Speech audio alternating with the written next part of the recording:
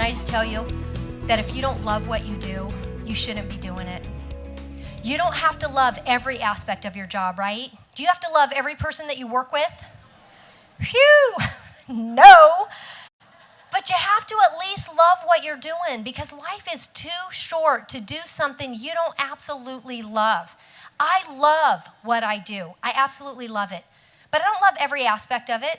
I don't love airport food and delayed flights and screaming kids in the row in front of me and their parents won't discipline them and they're 12.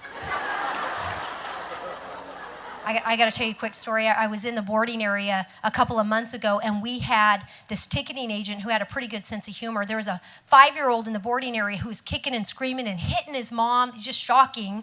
And she didn't know what to do with him. And, of course, all the passengers in the boarding area are looking at each other with that kind of telepathic thought process. Please don't let him be on our flight. They start the boarding process, and of course, he's on our flight. So the ticketing agent watches as she takes him down the jetway, disappears onto the plane, and then he makes an announcement. He says, "Ladies and gentlemen, I just wanted to remind you that we will be serving alcohol on this flight." Based on what I do for a living, the person I come into contact with the most is the flight attendant. And I get so sick and tired of flight attendants who obviously hate their jobs. It makes me want to open the door in flight and say, "Get out. I'll take over from here." So I get pretty excited when we get that flight attendant who loves the job.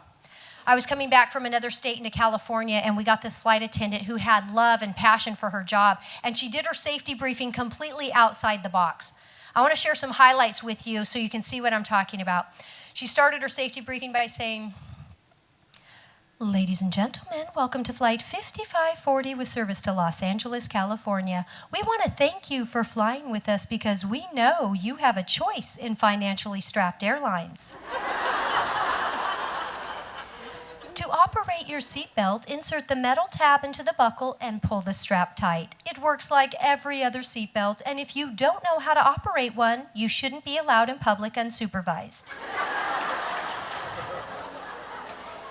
Please exercise caution when opening the overhead bins because shift happens. In the event of a water landing, your seat cushion will double as a flotation device. Simply slip your arms through the straps, pull the cushion close to your chest, jump out of the plane into the water, and then kick, paddle, paddle, kick all the way to shore.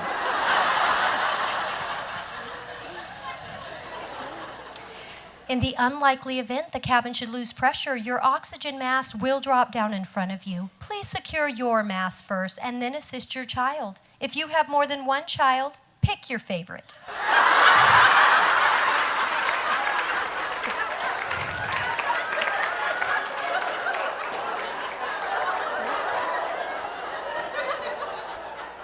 As we taxied into the gate, she had one last announcement. She said, "Ladies and gentlemen, please remain seated until the captain has turned off the fasten seatbelt sign. At that time, I will tell you what my father told me the day I turned 18. Pack up your stuff and get out."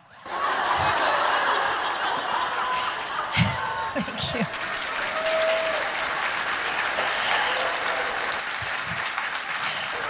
That's exactly what we did to her.